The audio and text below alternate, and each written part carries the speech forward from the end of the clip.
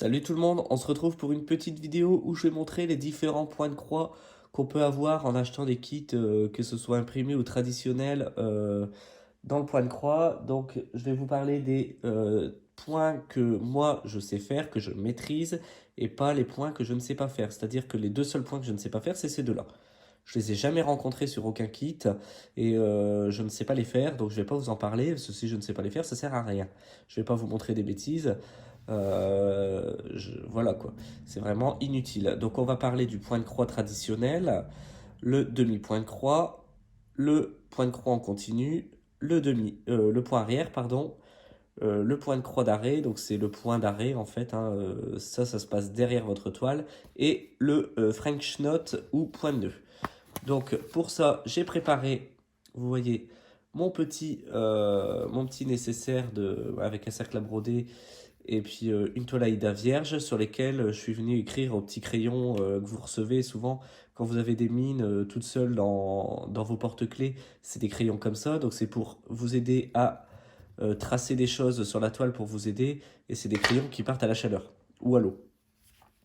Donc voilà, donc j'écris le point de croix, le demi-point de croix, le point de croix continu, le point d'arrêt, le point arrière et le point de nœud. Vous voyez? Donc c'est pas compliqué, on va commencer tout de suite avec le point de croix. Le point de croix qu'on fait tout le temps, que tout le monde fait sur toutes les toiles. Beaucoup de toiles n'ont que ce type de point. Donc c'est parti, je vais vous montrer. Donc en fait, tout le monde le connaît, je pense, hein, maintenant. Vous venez piquer, pour ma part, moi je commence toujours par piquer ici en bas, donc à gauche. Je viens tirer mon fil. Je viens repiquer en haut à droite. Voilà. Je viens repiquer en bas à droite pour repiquer en haut à gauche. Et là, vous avez formé ce qu'on appelle un point de croix. Ce qui est important dans le point de croix, c'est que la première diagonale que vous faites, elle soit toujours dans le même sens. Ça veut dire que là, j'ai commencé en bas à gauche pour aller en haut à droite. Il faut toujours que je commence dans le même sens. C'est-à-dire que ma diagonale, elle doit toujours être dans ce sens-là, sur tout mon projet. Hop, toujours dans ce sens-là. Vous voyez? Donc je fais ma croix, et la deuxième diagonale, forcément, toujours dans le même sens. Pareil. Hop, donc toujours dans ce sens-là pour la deuxième diagonale. Ça veut dire que si dans votre projet c'est plus pratique, du coup pour la première diagonale de commencer en haut à droite, comme ça, pour revenir en bas à gauche, il n'y a pas de souci. Vous voyez, ma première diagonale est toujours dans le même sens. Là, je mets mon doigt là derrière. Ma première diagonale ici, elle est toujours dans le même sens que ces deux points que j'ai fait juste avant. Hein. L'important, c'est que la diagonale soit toujours dans le même sens. Voilà. Je trouvais pas comment vous le dire dans plusieurs vidéos, et là, j'ai enfin trouvé comment vous faire comprendre. Hop. Et hop. Voilà. Donc ça, c'est le point de croix traditionnel comme tout le monde connaît. On va passer au demi-point de croix. Donc le demi-point de croix, c'est comme son nom l'indique, on va faire une seule diagonale. Donc ça, on peut l'avoir sur certains kits, comme moi, le kit avec le bébé éléphant qui était tenu dans la main, là. Alors sur ce kit-là, c'était génial parce qu'on avait et le point de croix, et le demi-point de croix, et le point arrière. Donc ça, c'était génial comme kit. Bon, c'est pas trop pour les débutants parce qu'il y a quand même pas mal de points arrière avec plusieurs couleurs. Mais ce que j'ai trouvé top, c'est que on avait vraiment aussi le demi-point de croix pour donner du relief en fait à l'image. Donc en fait, tout le tour de la main de la personne qui tenait le bébé éléphant, on avait ce type de point. Donc où j'ai dû piquer ici en bas à gauche pour remonter en haut à droite. Et comme ça, plusieurs fois, hop. En fait, on va pas venir finir la croix, on fait vraiment le demi-point, comme son nom l'indique. Donc voilà, ça, donc on fait juste une diagonale, ça c'est ce qu'on appelle le demi-point de croix. Voilà, c'est génial, on est content. Ça marche du tonnerre, et franchement, il y a certains dessins avec le point arrière, c'est une technique pour donner du relief au dessin en fait, hein, avec comme le point arrière en fait. Voilà. Ensuite, on a le point de croix continu. Donc, le point de croix continu, on va venir faire du demi-point de croix. Donc, admettons, je vais prendre mon petit crayon là, que j'ai là. Admettons, sur votre toile, vous avez des symboles, vous voyez, admettons des petits points mauves. Et tout le long, vous avez le même symbole. Vous voyez, hop, vous avez, hop, tous le même symbole. Et bien, pour aller plus vite, au lieu de faire croix par croix, vous allez venir faire des demi-croix. Donc vraiment, comme ceci. Hop. Donc on continue à faire les demi-croix sur tous les symboles qui sont pareils. Donc là, je vais en faire que 3, hein, en l'occurrence, hein, je ne vais pas aller jusqu'au bout. Bon, je vais vous en faire 4, allez, soyons fous. Hop. C'est parti. Voilà, donc vous avez fait votre demi-point de croix. Et vous êtes arrivé au bout de votre symbole. Oh, je suis parti un petit peu trop loin là, excusez-moi. Voilà, ça m'apprendra à vouloir faire le fou et en faire 4. Je vais revenir en arrière. Non, je vais pas savoir. Je vais pas repiquer dans le bon trou. Bon, bref, vous avez compris. Vous faites vos demi-points de croix. Et ben, c'est pas compliqué. Pour revenir en arrière, ensuite vous revenez, donc comme je vous disais, en arrière pour former vos croix. Comme ceci. Hop.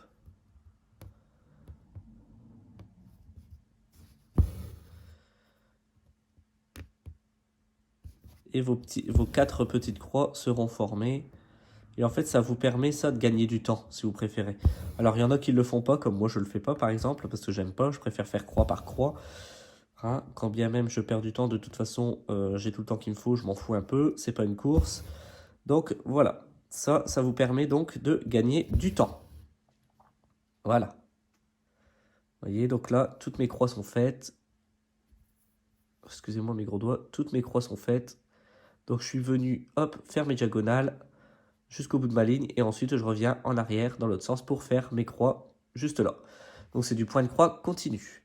Enfin, moi, c'est comme ça que je l'appelle. Après, peut-être que d'autres personnes l'appellent autrement, mais voilà. Pour le point de croix d'arrêt, c'est pas compliqué. On va utiliser... on va faire, en gros, quelques croix. Donc ça se passe à l'arrière de votre projet.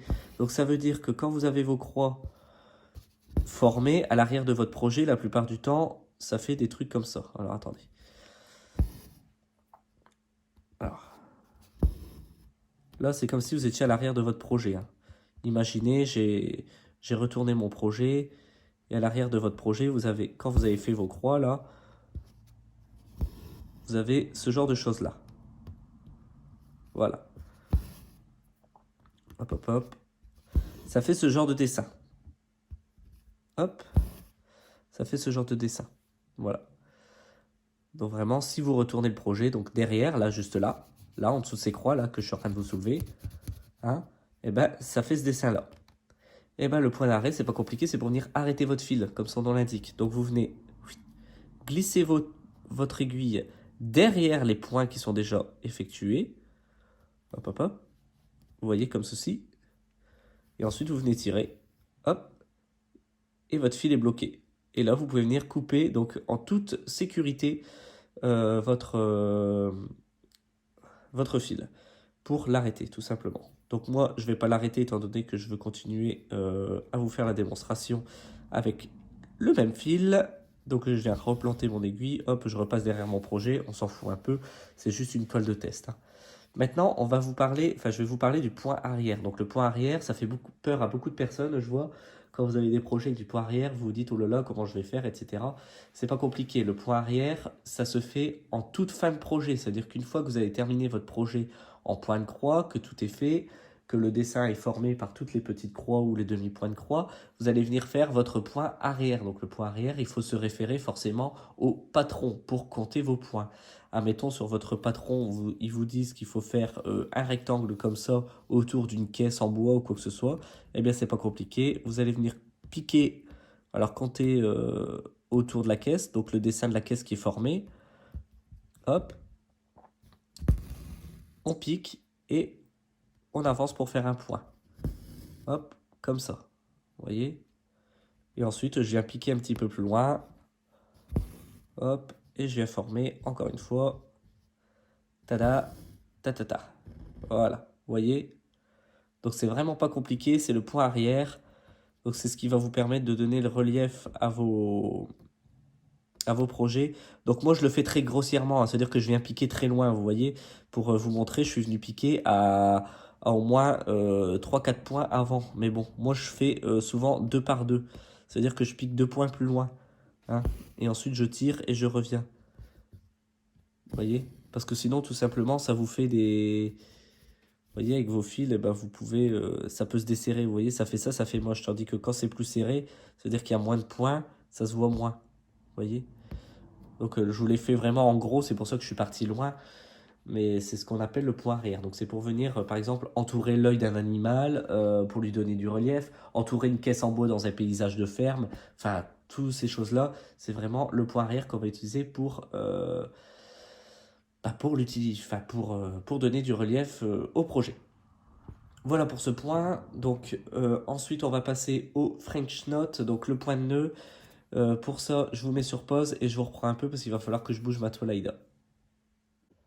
Pour le point de nœud, c'est pas compliqué. Ça vous permet donc de faire les yeux des animaux ou les petits pistils dans les fleurs quand vous avez une toile fleurie, ou même des petits points qui sont par-ci par-là pour, par exemple, les guirlandes lumineuses dans les sapins de Noël. Admettons, hein, vous avez une toile avec du point français, donc du point de nœud. Et ben c'est pas compliqué. Vous venez planter votre aiguille dans n'importe quel trou là où il y a le symbole. Vous venez tirer comme ceci, vous voyez, hop, je suis venu tirer mon fil. Vous prenez votre fil comme ça et vous prenez votre aiguille et vous allez venir en fait entourer votre aiguille de votre fil. 1, 2 et 3, comme ceci. Et ensuite, vous allez venir repiquer dans le trou dans lequel vous êtes ressorti derrière votre toile. Et vous venez tirer. Hop. Et ça fait un point de nœud. Voilà. Je recommence, je viens piquer à un endroit, je tire mon fil, hop, donc c'est pour ça, alors pour cette technique, il faut absolument broder à deux mains, hein. C'est pour ça que je vous ai fait un zoom et que je vous ai posé sur la table. On vient entourer donc, je disais, pardon, votre aiguille avec le fil, 1, 2, 3, vous voyez, 3 tours, et je viens repiquer dans le trou dans lequel je suis sorti. Hop, et voilà, ça c'est du point de nœud. Donc ça peut être utilisé aussi pour faire des petites roses sur des broderies. Je ne sais pas si vous vous souvenez de la broderie avec les deux hommes que j'ai faite. Là, j'aurais pu faire ce style de nœud pour faire les petites roses. Sauf que j'ai pas utilisé du tout cette technique-là parce que c'est pas la plus belle pour faire les roses. Mais c'est ce genre de petites choses pour faire des petites boutures de fleurs ou quoi que ce soit que vous auriez pu utiliser. Bon, ça, faites pas attention, c'est des tests que j'ai fait juste avant, hein. Donc voilà, en ce qui concerne ces différents points que vous pouvez trouver dans la broderie. J'espère que cette vidéo-là vous aidera vraiment. Ce que je vais faire, c'est que moi, je vais couper la vidéo et je vous reprendrai un petit peu plus tard. Avant de vous la poster, je vais vous montrer comment surjeter votre toile à la main pour ceux qui n'ont pas de machine. Mais pour ça, il faut que je m'entraîne, parce que, encore une fois, je ne peux pas vous montrer quelque chose comme ça fait à la va-vite si je ne sais pas le faire moi-même. Donc je m'entraîne, je me laisse quelques jours, j'espère que d'ici là j'aurai retrouvé un petit peu plus ma voix et que je parlerai moins du nez, hein, que je serai moins enrhumé. Et puis bah je vous dis à la prochaine et comme d'habitude, prenez soin de vous. Salut tout le monde. Rebonjour tout le monde, tout compte fait on n'est que quelques heures après la première partie de vidéo que je vous ai tournée, parce qu'en fait j'ai réussi à me faire au point de surfilage assez rapidement. Donc je vais vous montrer du coup comment surfiler votre projet tout le long en fait pour éviter qu'il vienne s'effilocher. Vous voyez comme là j'ai déjà un début qui commence à s'effilocher. Donc je vais vous montrer comment éviter tout ça parce que c'est bien. On a tous des toiles, certaines arrivent déjà surfilées et d'autres ne sont pas du tout surjetées. Donc du coup c'est un petit peu compliqué parce que bah, déjà ça abîme le projet et de deux c'est vraiment embêtant. Donc certains, je dis bien certains, viennent mettre du scotch, vous savez, qu'on a nous à l'hôpital, du scotch d'infirmier tout le long de leur toile, plié en deux en fait pour éviter que ça s'effiloche. Donc c'est une très bonne technique qui va très vite à faire. mais c'est pas non plus la technique la plus jolie, je trouve, sur une toile. Donc je me suis muni encore de mon petit fil rouge que j'ai plié en deux. Donc j'ai passé mon aiguille, ensuite je l'ai plié en deux et je suis venu faire un petit nœud donc juste au bout. Et je vais vous montrer comment surfiler la toile. Donc en fait, je viens sur le bord de ma toile venir repérer un petit trou. Donc par exemple, je vais prendre celui-ci, hop, vous voyez, et je viens tirer en avant comme ceci, et je viens replanter mon aiguille dans le même trou, comme ça. Donc ça c'est pour la première étape pour démarrer le point. Donc si j'arrive à retrouver le trou, parce que c'est pas évident, du coup, voilà. Donc ça c'est pour se faire à la main, c'est un point qui va vous permettre de commencer à surfiler. Donc d'avant en arrière, comme ceci, vous voyez, c'est venu prendre ma toile comme ça. Je replante encore une fois dans le même trou. Hop, comme ça je vais venir faire un carré, comme ceci. Voilà. Donc pas trop serré bien sûr comme j'ai fait là, mais du coup ça vous fait ceci. Et ensuite, à intervalles réguliers, vous allez monter et planter toujours sur la même ligne. Donc restez droit s'il vous plaît. Plantez comme ceci, donc à intervalles réguliers. Donc par exemple, vous prenez 2 trous plus loin et vous venez faire comme ceci. Hop. Donc normalement, ici, vous voyez, ça forme une petite boucle et vous venez passer l'aiguille dans la boucle. Et ensuite, vous tirez. Hop. Donc le premier point, bien sûr, ça va faire ceci. Vous allez voir qu'au fur et à mesure, 2 trous plus loin, hop, hop, je repasse dans ma boucle, hop, et je tire. Et on continue. Hop, je repasse dans ma boucle, et je tire.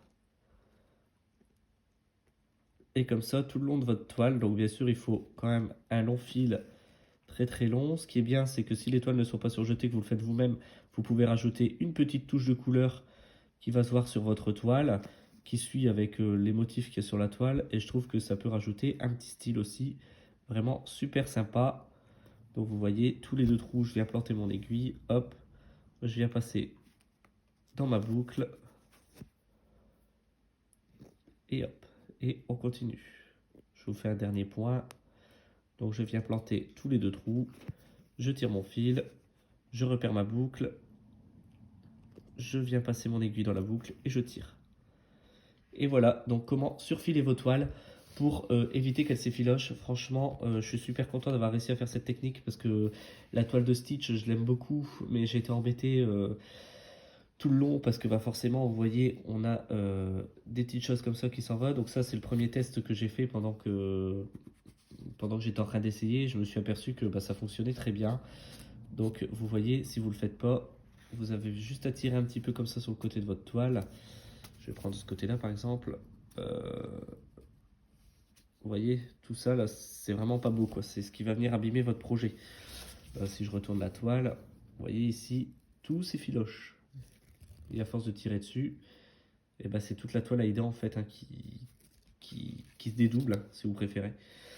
Donc voilà, c'est tout pour cette petite vidéo. J'espère que ça vous aura plu. J'espère que ça vous aura aussi aidé. Même si je suis pas un professionnel, je pense quand même toucher un petit peu ma bille, on va dire. J'arrive quand même à me débrouiller pas mal. Je vous invite hein, à aller regarder d'autres vidéos si vous voulez un petit peu plus d'informations ou si vous voulez que ce soit un petit peu plus précis. N'hésitez pas, surtout, je ne suis pas le seul à faire ce genre d'explications. Mais en tout cas, je suis super content de vous montrer quelques astuces et je suis super content d'être revenu sur YouTube. J'en profite pour remercier tous les nouveaux arrivants, toutes les nouvelles chaînes YouTube aussi qui ont ouvert, que ce soit sur le point crawl, Diamond Painting. Ça commence à faire pas mal de vidéos, pas mal de choses à regarder aussi dans la journée, donc ça occupe pas mal et je suis super content. Donc sur ce, moi je vais vous laisser là, je vais continuer mon petit point de croix du perroquet et puis je vous reprends plus tard dans une prochaine vidéo. Salut tout le monde, prenez soin de vous.